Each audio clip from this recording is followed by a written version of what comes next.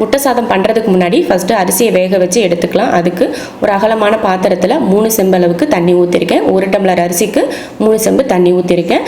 தண்ணி வந்து அதிகமாக தான் இருக்கணும், அப்போ தான் அரிசி வேகிறப்ப குழையாமல் வேகும். இப்போ அந்த தண்ணி நல்லா கொதிச்சிருச்சு, அதில் நம்ம அரிசியை போட்டுக்கலாம்.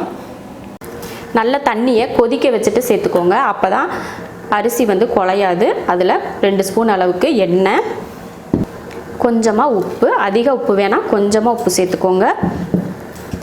அதிக நேரம் வேக வைக்க வேணாம், சும்மா லைட்டாக வேக வச்சுக்கிட்டால் போதும். ஒரு 3/4 பக்குவத்துக்கு அரிசி வெந்தால் போதும். ஒரு 2 நிமிஷம் வேகட்டும் கொதிச்சு. இப்போ ஒரு 2 நிமிஷமாக வெந்துட்டுருக்கு பாருங்கள். அரிசியை உடையாமல் வேக வச்சு எடுத்துக்கணும்.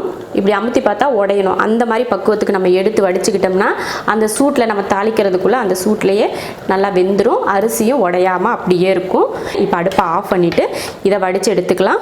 இதில் 1 டம்ளர் பாஸ்மதி அரிசி போட்டு இது மாதிரி வேக வச்சு எடுத்துருக்கேன். 3/4 பக்குவத்துக்கு வேக வச்சுக்கிட்டால் போதும், ரொம்ப குலைவாக வேக வச்சிடக்கூடாது.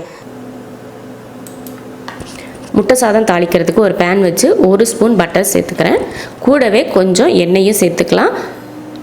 அடுத்து ஒரு பெரிய வெங்காயத்தை நீல வாக்கில் கட் பண்ணியிருக்கேன், அதையும் இதில் சேர்த்து லைட்டாக வதக்கி விட்டுட்டு, அடுத்து 2 பச்சை மிளகாய், கொஞ்சம் கருவேப்பிலை, அதையும் சேர்த்து லைட்டாக வதக்கி விட்டுட்டு,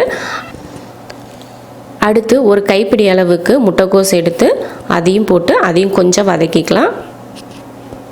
ஒரு குட்டி தக்காளியாக கட் பண்ணியிருக்கேன், அதையும் இதில் சேர்த்துக்கலாம். 1/2 ஸ்பூன் அளவுக்கு கரம் மசாலா தூள், 1/4 ஸ்பூன் மிளகாத்தூள், 1/4 ஸ்பூன் அளவுக்கு இஞ்சி பூண்டு பேஸ்ட்டு சேர்த்துக்கலாம். இப்போ இதை எல்லாத்தையும் நல்லா வதக்கிக்கலாம். ஒரு 2 நிமிஷத்துக்கு இது போல் வதக்கிக்கலாம். அடுத்து இதில் முட்டை சேர்த்துக்கலாம். நான் 4 முட்டையை உடைச்சி சேர்த்துக்கிறேன். முட்டைக்கு தேவையான உப்பு, இதை நல்லா கலந்து விட்டுறலாம். ஒரு 2 நிமிஷத்துக்கு நல்லா கலந்து விட்டுக்கோங்க. இது போல் 2 நிமிஷம் கலந்து விட்டதுக்கப்புறம் நம்ம வேக வச்ச ரைஸை இதில் சேர்த்துக்கலாம். கொஞ்சம் மல்லித்தலை, அவ்வளோதான். இப்போ இதெல்லாம் கலந்துக்கலாம். அடுப்பை இப்போ சிம்மில் வச்சுருக்கேன், சிம்மில் வச்சுட்டு கலந்துக்கலாம்.